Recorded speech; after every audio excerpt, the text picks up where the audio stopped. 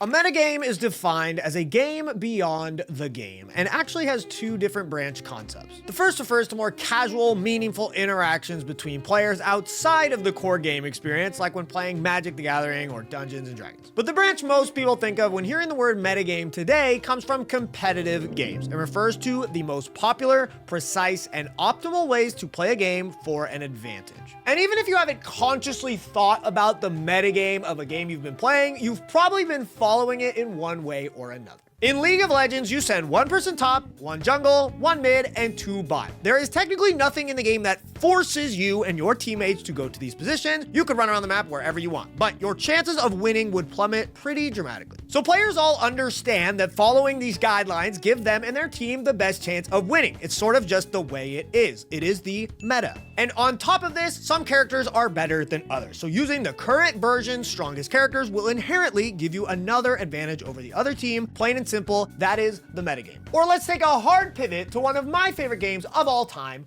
Harvest Moon Magical Melody for the GameCube. Now, this is a single player farming game with no competitive aspect whatsoever, but you may find yourself growing breadfruit in the spring because it sells for the highest amount of money tied with cabbage. But breadfruit grows back after 2 days while cabbage does not, netting you more profits overall. Of course, I would choose to make more money for my farm if I could, so breadfruit could be seen as the meta. But the idea of a meta game in gacha games is a very intriguing and dangerous topic that I want to talk about today. To understand why a gacha game meta can be so volatile, we need to understand what a gacha game is at its core. Gacha games are a genre of games that boil down to these main points. They are free to play, but the more infamous trait, the way that they make money, is the gacha itself, which entices players to spend in-game currency to receive random in-game items or characters. This in-game currency can be earned over time just by playing the game, usually every single day, or can be obtained immediately by spending real-life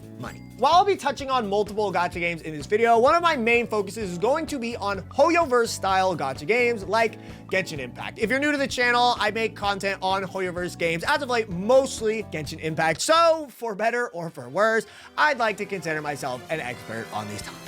I think for any game to truly have a meta, there needs to be a core goal that the meta surrounds. In League of Legends, it is quite simply to win the game, to raise your elo, whatever, to beat the other team. But Hoyoverse games don't have an end of the game. There is no competitive PvP mode where you compete against others, and no leaderboard. What Genshin has to challenge the players' characters and skill is the Spiral Abyss. Star Rail and ZZZ have game modes just like this in the same structure, but we're gonna use Genshin Impact as the main example for now. The Abyss is a series of 12 different battle challenges, getting progressively more difficult as you descend in floors, with the ultimate achievement being clearing floor 12 of the Abyss with 9 stars. Stars are granted based on the time it took you to clear the floor. So you need to beat floor 12 and beat it fast enough to get the max rewards. These rewards include money, experience, artifacts, but most importantly, the premium gacha in-game currency, Primo Gems. And the Abyss rewards reset every 30 days. So once every 30 days, you need to accomplish this for the rewards. So with all this laid out, the meta game of Genshin would revolve around using the best characters possible with the most optimal artifacts and weapons on those said characters to be able to clear floor 12 with 9 stars. And Genshin releases new characters or reruns old ones every update, with the Abyss changing as well to favor these characters. So if the Abyss is a difficult challenge and these characters have an advantage, we're gonna have to follow the meta to be able to clear it, right? No. Any character could clear the Abyss. Characters that are seen as outdated or power crept like Ganyu and Hu Tao absolutely thrash the Abyss. You can beat the Abyss using all 4-star characters, the weaker, easier to obtain, non-limited banner characters. A full team of characters, artifacts, and weapons that all came out on Genshin's release over 4 years ago can clear floor 12 of the Abyss with 9 stars. If this is true, which it is, it's all on my channel, okay? What is the point of following Genshin Impact's metagame? If there was a competitive ladder that rated your clear time versus other players' times and gave rewards based on where you ranked, then I could see following the meta, but there isn't. Or if clearing the Abyss in a blazing fast time of 30 seconds, well within the 3 minutes you have to clear for the 9-star rating, resulted in bonus rewards and a trophy, then maybe I would. But it doesn't. Because of Genshin's endgame, the rewards, and the power level of the game as a whole, I think following the meta is a complete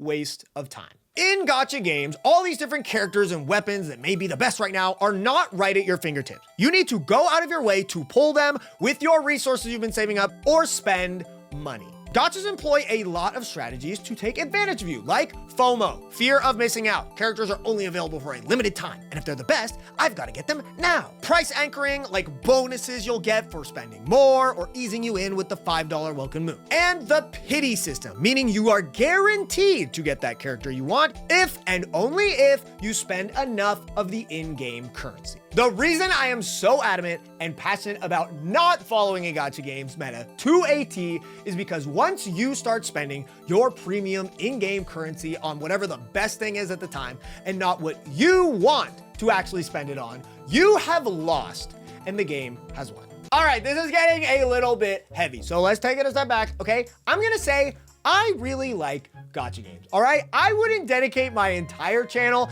and stream to gacha games if I didn't enjoy them, because believe it or not, making content for gacha games is not the most lucrative gaming content decision I could possibly make. I really like resource management games. I like anime style games. I like hot anime chicks, okay? And yes, the gacha is a fun rush of adrenaline, you know, chance, whatever, every once in a while. Being a gacha degen is a little bit of fun. But I do feel like being a gacha game creator comes with some sort of responsibility. Even if I spend $0 in these gacha games, by me playing them, creating content for them, I am promoting them. And I genuinely think the gacha in tandem with the endgame modes of Hoyoverse games really lend a lot of self-expression and freedom to players to play whatever characters they want. So when I see people not thinking for themselves, pulling so deeply based on whatever the meta is, it kind of sucks to see, you know? Now there are gacha games with competitive PvP game modes where the meta has a lot more weight to it. I want to use games that I have experience with myself, for example. So for this, I am going to use Fire Emblem Heroes. There are a few different competitive PvP game modes in Fire Emblem Heroes with leaderboards and higher rewards for the better you do. And Fire Emblem Heroes consistently follows a pattern of releasing a super strong character that feels like you must pull them to dominate everyone. And then they release a hard counter to that character a month or two later, and then they rinse and repeat. So look, if you are a try-hard competitive player in this game, pulling these units is going to feel necessary to stay in the top ranks of the competitive modes, right? There is something to strive for, to compete for, and pulling these top-tier meta characters are going to help me stay on top. But in Genshin Impact, there is no PvP mode. There is no competition. There is no leaderboard. So why would I ever need to follow what is on top of the meta so closely? And by the way, I don't enjoy this about Fire Emblem Heroes, okay? I'm not defending it. I don't even play the competitive modes in Fire Emblem Heroes. I just play because my childhood friends play. We all love Fire Emblem, and I pretty much just pull for hot chicks, all right? That's why I play. So while I personally think it is cringe and predatory, I can clearly see a reason and benefit to following the meta in a game like this, while in Genshin, I cannot. By the way, this game method of making stronger and stronger characters over time is called Powercreep. It's used in pretty much every live service game, and Gacha is no exception. And the meta of games very obviously is going to follow this Powercreep, with the strongest characters doing the creeping and older characters being crept. With the release of Shilonen, the new Geo 5-star unit in Genshin, I had non-stop people asking me and talking about the same thing: is Shilonen gonna power creep Kazuha? Meaning, is Kazuha worse than this new character, Shilonen? Let's say Shilonen did power creep Kazuha, all right? And she is a little bit better than him. Kazuha is one of the best characters in the entire game. He is absolutely broken and helps any team that he's on just absolutely trivialize the abyss. So if this Shilonen girl was slightly better than Kazuha, would that somehow make him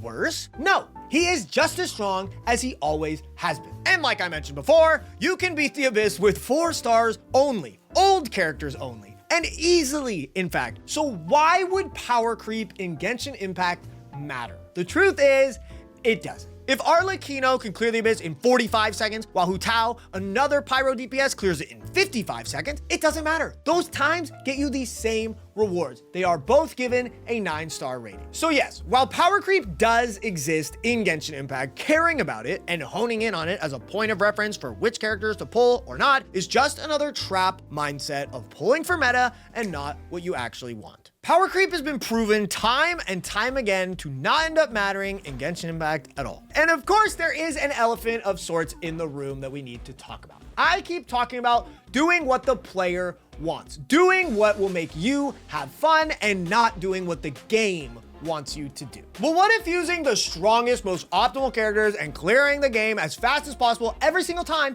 is how you have fun? Do you know what I have to say to you?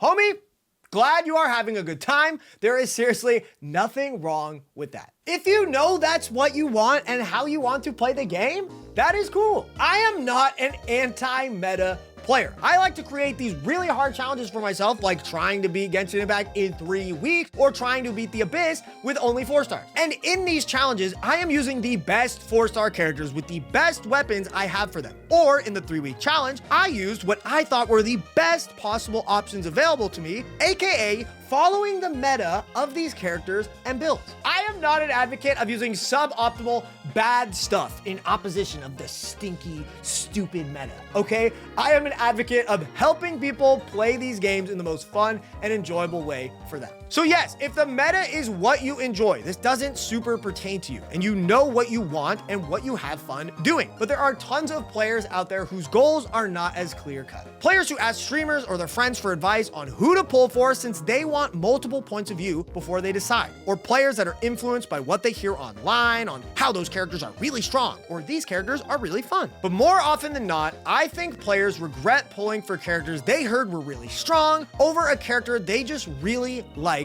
for one reason or another. As someone who may influence people's decision online with what I say or do with a character, I think I need to be mindful about how I present things. I like making tier lists of Genshin's cast every single year, giving you my personal opinion on the best characters in the game and explaining why they are so good. But I always started off with a caveat of pull for who you want, anyone can clear the abyss, and the game is all about fun. Whether you play a Hoyoverse game or a different gacha game that has real competitive modes with PvP, I just want you to ask yourself, are you pulling for a reason that will personally make you happy and enjoy the game more, or for some proposed power up to your account in the short term? Find how you are going to have fun playing the game, okay? Whether it's meta or not, just so you don't feel regret after you spend your precious primo gems or crystals or whatever, all right? I hope this video helped you realize that maybe the metagame of gacha games is just a little bit of a trap, kind of even maybe like a marketing ploy, and just that, hey,